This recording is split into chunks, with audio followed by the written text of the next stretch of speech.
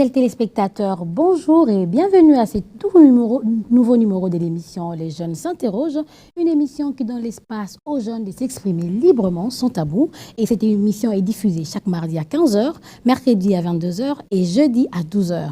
Et pour le thème d'aujourd'hui, nous avons retenu la sexualité en milieu scolaire et universitaire, comment y remédier. Et sur ces plateaux, comme d'habitude, je suis accompagnée d'un expert et puis des jeunes. Du côté de l'expert, nous avons M. Jean Diongo, qui est président de la formation permanente de laïcs à la paroisse Saint-Cyprien. Bonjour, M. Jean. Madame, bonjour. Vous allez bien? Très bien, madame. Et vous-même? Je vais bien, merci. La famille aussi va bien? Oui, ça va. Merci beaucoup d'avoir répondu à notre invitation. De rien, madame. Et du côté des jeunes, nous avons Béni Kalala. Bonjour, Béni. Bonjour, madame Astrid. Ça va? Ça va, merci. Les affaires marchent bien? Trop bien. Ok, merci. À part lui, nous avons Chance Mampassi. Bonjour, Chance. Bonjour Madame Astrid. La famille aussi va bien? Oui, ça va très bien. L'université, tout se passe bien? Tout se passe très bien. Ok, merci beaucoup dans l'entrée de jeu. Nous devons savoir, ça inquiète tout le monde, parce que l'université, comme l'école, c'est un endroit où, une place où nous sommes censés éduquer les enfants. Mais pourquoi nous devons retrouver ce problème de sexualité en milieu scolaire et universitaire, Monsieur Jean? C'est une question très primordiale, je voulais dire, une question importante, parce que si nous allons à la définition du mot sexualité, en réalité, en profondeur, c'est tout l'ensemble de principes qui tournent autour de la reproduction. Je crois qu'en ce moment-là, on va sentir que ce thème, si on veut l'aborder, on doit aller jusqu'au niveau des origines de l'homme. Donc c'est je veux dire, une thématique très importante à aborder avec les jeunes. Est-ce que ça a de l'impact dans la vie des jeunes, comme les élèves, les étudiants? Impact très important. Pourquoi? Parce qu'ils doivent se préparer, eux aussi. Demain, ils vont être des agents reproducteurs, c'est-à-dire assurer la mission que Dieu a confiée à l'homme et à la femme de pouvoir remplir la terre. Et du côté des jeunes, j'aimerais savoir, est-ce que vous avez, soit vous-même, vous avez vécu un problème pareil quand vous étiez élève ou à l'université? La sexualité à l'université, ça veut dire entre les élèves, les professeurs, les parents, les professeurs, étudiants. Est-ce que vous avez eu à connaître de tels cas dans vos universités ou vos écoles quand vous étudiez? Oui, on en a connu beaucoup. Hein. Beaucoup. Comme? Énormément d'ailleurs. Peux me donner un exemple? Si, bon, aujourd'hui, on se dit, il y a le terme que les jeunes utilisent beaucoup, il y a la corruption, il y a le branchement, il y a... Tout ça, ça se passe avec de la sexualité. Nous, les hommes, on est épargnés tantôt, mais beaucoup plus nos jeunes sœurs subissent cela à partir de nos professeurs qui demandent avant d'avoir quelques points, avant de passer de classe, vous devez vous sacrifier, vous devez... On utilise le terme simbaban, comme on le dit en lingala. On utilise beaucoup de termes aujourd'hui. C'est ce qui nous inquiète aujourd'hui. Donc on en a vécu beaucoup et ça complique aussi notre psychologie et ça complique aussi notre morale aussi.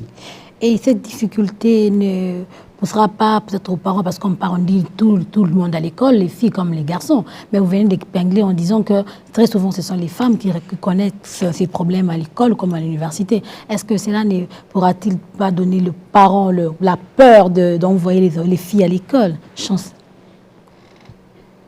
Normalement, en milieu scolaire comme universitaire, ça ne devrait pas être le cas. Mais aujourd'hui, nous remarquons que nous vivons dans une époque qui est un peu compliquée. Et ça n'arrive pas qu'aux universitaires, même aux écoliers ou écolières, nous entendons des histoires comme des enseignants qui changent, c'est-à-dire leur mission, au lieu d'éduquer, ils viennent pour détruire la vie d'enfants d'autrui. Pas plus tard qu'avant-hier, j'ai entendu un cas d'un professeur qui a abusé d'une élève dans une salle de classe. Soi-disant, c'était parce que cette fille était un peu plus développée que les autres, mais en fin de compte, c'est juste une mauvaise conscience de la personne. C'est ça en fait. Monsieur Jean, par rapport à ces problèmes que les gens ont racontés, les élèves abusés par les professeurs, les étudiants, est-ce qu'il y a-t-il de conséquences fâcheuses par rapport à cela, à la santé même des élèves, surtout les élèves au niveau de l'école primaire, par exemple, ou secondaire? Y a-t-il des conséquences? Mais des conséquences très sérieuses. Tout à l'heure, là, vous disiez que ça ne concernait que les filles. Non, je ne suis pas d'accord avec, parce que ceux qui abusent des filles, ce sont les hommes. Vous voyez, à partir de ce moment-là, ça concerne tout le monde. C'est une éducation, que vous soyez enseignant, fonctionnaire ou qui que ce soit, vous devez savoir que la sexualité, ça doit être un principe de vie que nous devons vivre selon les lois de la nature. Au commencement, quand Dieu a créé l'homme, il a vu, et si nous lisons la Bible, on dira que Dieu a vu qu'il manquait quelque chose à l'homme et il a créé la femme. Alors qu'en ce moment-là, il avait déjà tout créé, tout l'univers. Il a créé l'homme, mais puis il a trouvé que l'homme n'était pas très épanoui. Il a amené auprès de l'homme la femme. Et quand l'homme s'est réveillé, il dit « Ah, cette fois-ci, voici l'os des mes os. » Ça veut dire que ça concerne et l'homme et la femme. J'anticipe sur ça parce qu'en réalité, aujourd'hui, il y a beaucoup de développement sur la question de la sexualité. Vous vous en rendez compte aujourd'hui, on commence à parler du mariage pour tous, des histoires avec l'homme et les bêtes qui ça.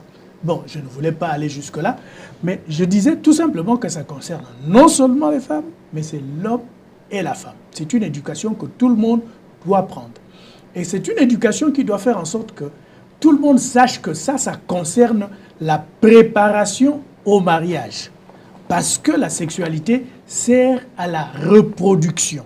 Tout simplement. À partir de ce moment-là, nous devons nous mettre sur une éducation qui est basée sur la Bible et sur les principes de la nature. Vous parlez de la reproduction.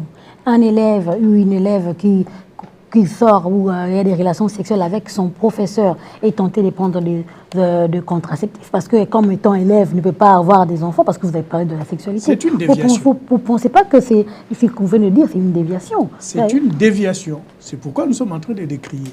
Parce qu'en réalité, c'est que la femme ou la jeune fille qui est à l'école ou le professeur qui enseigne cette jeune fille doit savoir que cette jeune fille est dédié à un mariage plus tard, n'est-ce pas? Et que le professeur lui-même, certainement déjà marié à l'époque, ne peut pas abuser de cette jeune fille pour pouvoir lui donner ou quelques faveurs, que ce soit en matière financière ou en matière de points. C'est une déviation, madame.